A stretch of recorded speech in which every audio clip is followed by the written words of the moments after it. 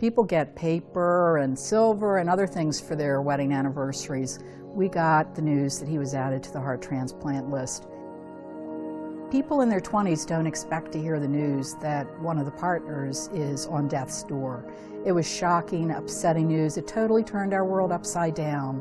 Came down with a disease called cardiomyopathy, which is a disease of the heart. It's a virus, and it causes your heart to swell and beat very weakly. They told me that my heart had degenerated to a point where the only real solution for me was a heart transplant. So from there I was transferred into Hopkins.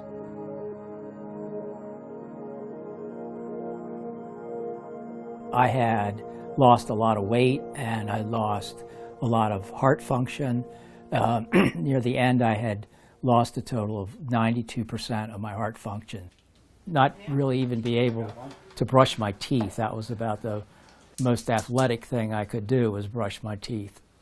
Back in those days, while patients were waiting for transplants, there were no devices in existence that would allow patients to wait at home and assist their hearts. So I spent the whole time in the hospital. We found out Orlando was officially added to the heart transplant list on July 28th, which was our 4th wedding anniversary. And when we found out a few days later that the heart had become available, it was just astounding news. When they told me about the heart being available, at that point in time, I was very positive about it. I believed that, okay, now all this misery is going to end. I'm going to get a new heart. I'm going to be healthy, and I can go on living my life. Orlando and his wife Pam were pioneers. Pioneers at a time when this was not an easy thing to do. Much easier today than back then.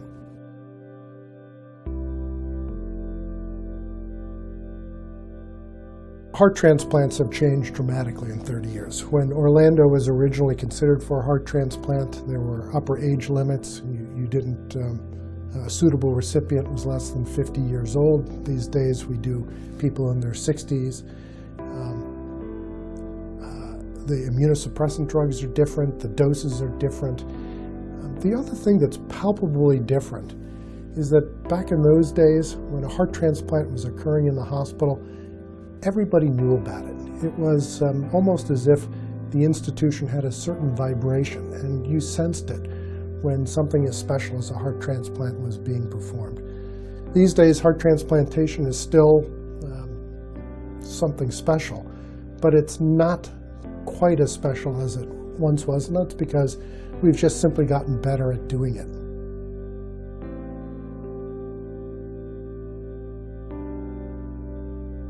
These skin cancers are certainly related to the dose of immunosuppressants that he received early on after his heart transplant. Back in those days, 30 years ago, we used really high doses, with doses that we currently don't use anymore. Prior to those issues, he had problems with kidney failure. Also, an issue of the immunosuppressant drugs are used early on following the transplant, and that necessitated a kidney transplant. So Orlando has both a heart and a kidney from different people. I've made sure that all of my docs are associated one way or another with Hopkins, either at the hospital or as a practice. And what that allows is continuity of care. They're able to coordinate with one another. They're able to see each other's notes on the computer, and that's an important thing.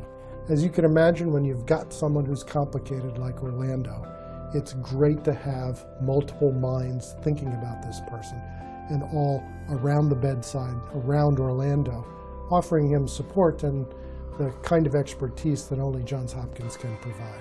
I look back with a lot of gratefulness for the family who donated their daughter's heart to me, and for my living donor who donated their kidney to me. They're wonderful gifts, and I try to remember that every day of my life while I'm doing the things that I do and enjoying life.